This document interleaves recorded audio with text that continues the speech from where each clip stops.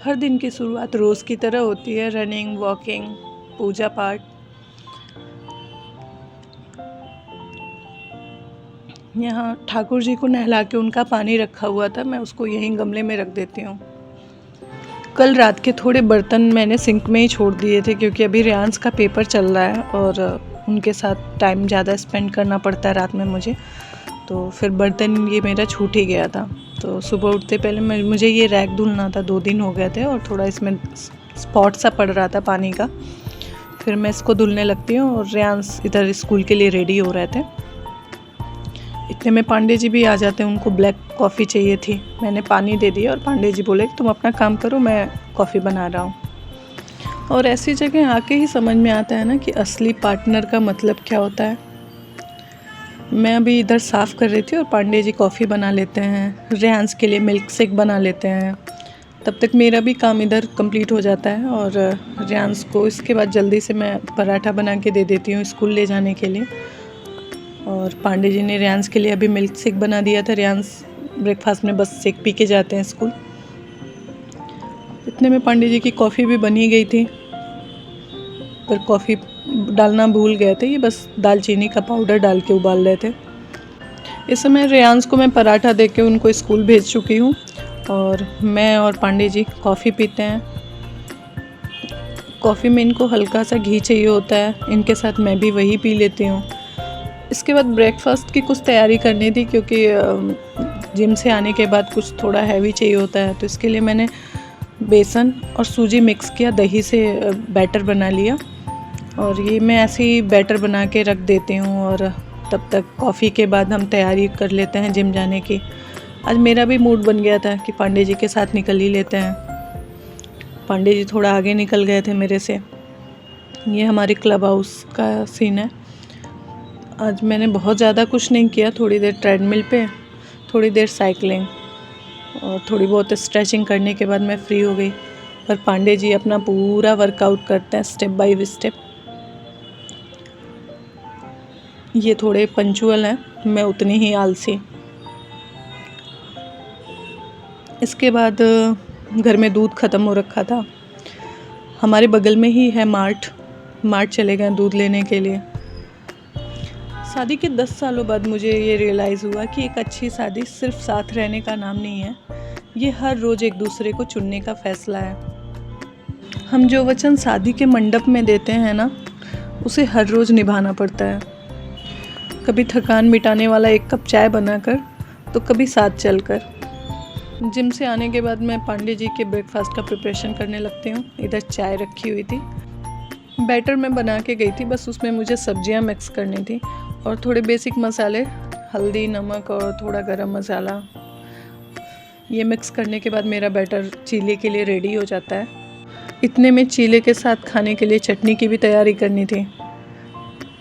चटनी में हमें टमाटर का चटनी आज बनाना था। टमाटर अभी बरसात चल रहा है तो कच्चा टमाटर सही नहीं है खाना। तो मैं तवा अभी रेयांस के लिए पराठा बनाई थी, वो ऐसे ही था, तो इस पर मैं थोड़ा सा सरसों का तेल, जीरा, हींग डाल के टमाटर को रोस्ट कर लेती हूँ दोनों साइड से और उसी में मिर्च और लहसुन भी डाल देती हूँ और उसके बाद इसका पेस्ट बना के ये मेरी चटनी रेडी हो जाती है।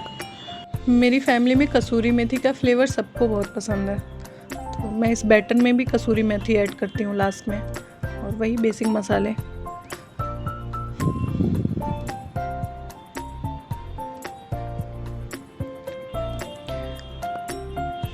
उधर पांडे जी भी रेडी हो रहे थे, बैग वैग अपना सेट कर रहे थे। इतने में मेरा चीला रेडी हो जाता है। पहला चीला मेरे से थोड़ा सिक जाता है क्योंकि मैं किसी दूसरे काम में लग गई थी। और इसके बाद हम दोनों साथ में ब्रेकफास्ट करते हैं। ये टाइम भी हमारा मी टाइम होता है, क्योंकि इस समय मुझे कोई काम नहीं करना होता है और पांडे जी को बस अपनी तैयारी करनी होती है। लंच में भी मैंने इन्हें एक चीला ही पैक कर दिया था।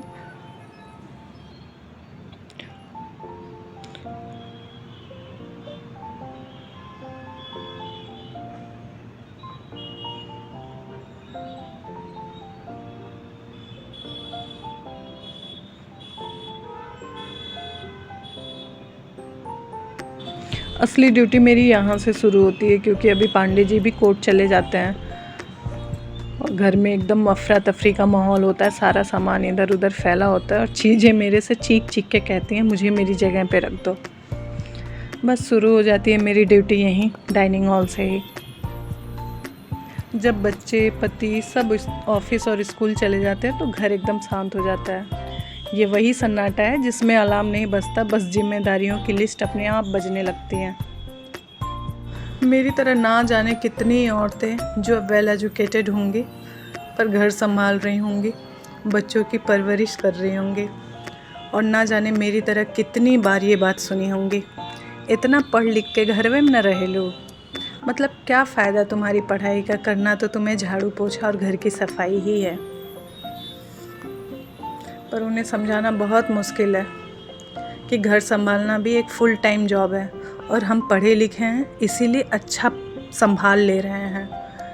फ़र्क बस इतना है कि हमारे इस जॉब में हमें छुट्टी नहीं मिलती, सैलरी नहीं मिलती, बस प्यार मिलता है और अपनापन मिलता है और फुल सेटिस्फेक्शन होता है कि हम जो कर रहे हैं अच्छा कर रहे हैं। क्योंकि करियर सिर्फ ऑफिस की चार दीवारी में नहीं बनता, वो वहाँ भी बनता है जहाँ प्यार, परवरिश और घर का सलीका सिखाया जाए।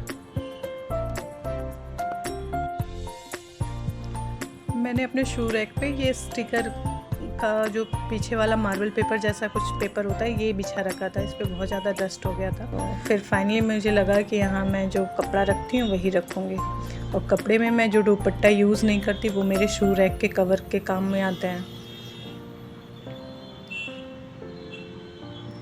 ये बॉक्स कोविड के टाइम से यहाँ पड़ा हुआ है। इसमें मास्क और कुछ सैनिटाइज़र वगैरह मैं रखती थी कि निकलते वक्त याद रहेगा। और ये रियांस के हाथों से बना एक सुंदर सा झरोख हार्ट। जब तक वो छोटा था उसको क्राफ्ट में बहुत इंटरेस्ट था, क्राफ्ट करता रहता था। अभी उसका इंटरेस्ट बदलता जा रहा है चीज़ों में, और इस तरह मेरा ये एरिया क्लीन हो गया। पर रियांस का रूम दिखाऊं? ये है रियांस का रूम। लग रहा है ना यहाँ कभी अभी कोई तूफ़ान आके गया है। रियांस के साथ मैं भी बहुत कुछ सीख रही हूँ रियांस से, क्योंकि हमारे टाइम पे ना हमारा कोई पर्सनल स्पेस था, ना पर्सनल बेडरूम, ना कोई स्टडी टेबल। बस हमारी पढ़ाई तो जहाँ बैठ गए वहीं हो जाती थी। और क्लास 5th के बच्चे का रूम नहीं होता है, ये मिनी एडवेंचर पार्क है। इसमें मैथ के किताब के बगल में क्रिकेट का स्कोर लिखा मिलेगा, इंग्लिश की कॉपी के कोने में कहीं कोई सुपर हीरो बना मिलेगा, और हाँ, होमवर्क के बीच बीच में ब्रेक का सबूत भी इस कमरे में छुपा हुआ मिलता है। कहीं चॉकलेट के रैपर, कहीं कुछ। लेकिन इस बिखराव में भी मेहनत है और मासूमियत भी, और माँ का काम इस फैले हुए बचपन को सहेज के रखना है। रियांस के कमरे का टास्क लगभग कंप्लीट हो जाता है इतनी देर में।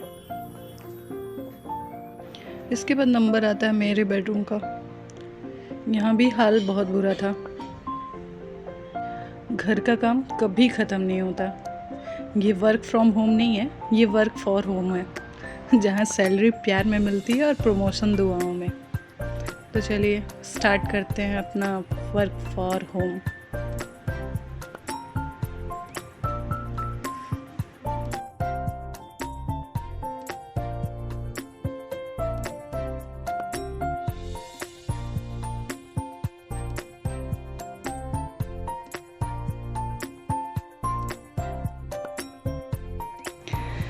कपड़े इतने निकल गए थे धुलने के लिए कि मुझे आज मशीन भी लगाना पड़ता। ये किचन की बालकनी है, यहाँ थोड़ी गंदगी हो जाती है क्योंकि कम खुलता है ये बालकनी।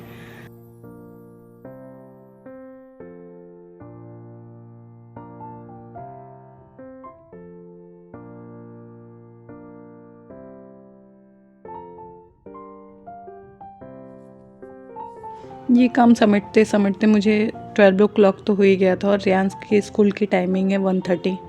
फिर मुझे लंच का भी प्रिपरेशन करना था। थोड़ी मलाई इकट्ठी हो गई थी, मुझे उसका घी भी बनाना था, तो ये मलाई भी मैंने रख दिया बनने के लिए।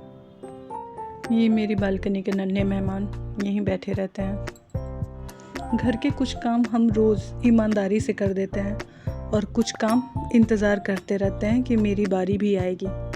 ऐसे ही मेरा ये काम था अलसी साफ़ करने का, जो महीनों से इंतज़ार कर रहा था कि अब मैं साफ़ हो जाऊंगा, अब मैं साफ़ हो जाऊंगा। फाइनली आज मुझे लगा कि मुझे साफ़ कर लेना चाहिए।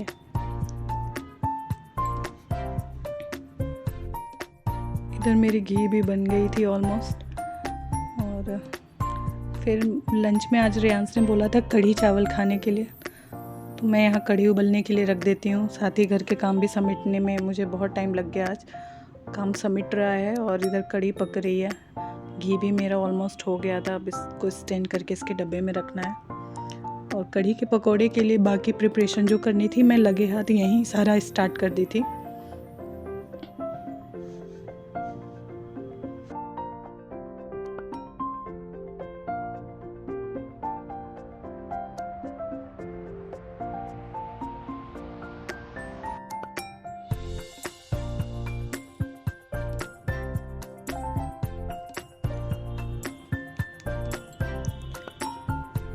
हमारे वहाँ पहले जो ट्रेडिशनल कढ़ी बनती थी वो सिर्फ बेसन के घोल से ही बनती थी, और अभी सब कुछ बदल गया है, लोगों के टेस्ट भी बदल गए हैं। रियांस को भी प्याज या आलू के पकौड़ी वाले कढ़ी अच्छे लगते हैं, तो ये तो मैंने आलू नहीं डाला इसमें, बस प्याज और बेसन की पकौड़ियाँ हैं। और इधर कढ़ी पक रही है और फिर इधर कढ़ी के मसाले मैं तैयार कर रही हूँ, जिसमें वही अपने बेसिक मसाले, सरसों के तेल में जीरा, हींग, सूखी मिर्च, कड़ी पत्ता, इसके बाद ये लहसुन। पकौड़ियों में मैंने थोड़ा सा एक्स्ट्रा प्याज काट के रख रखा था और 2 टमाटर।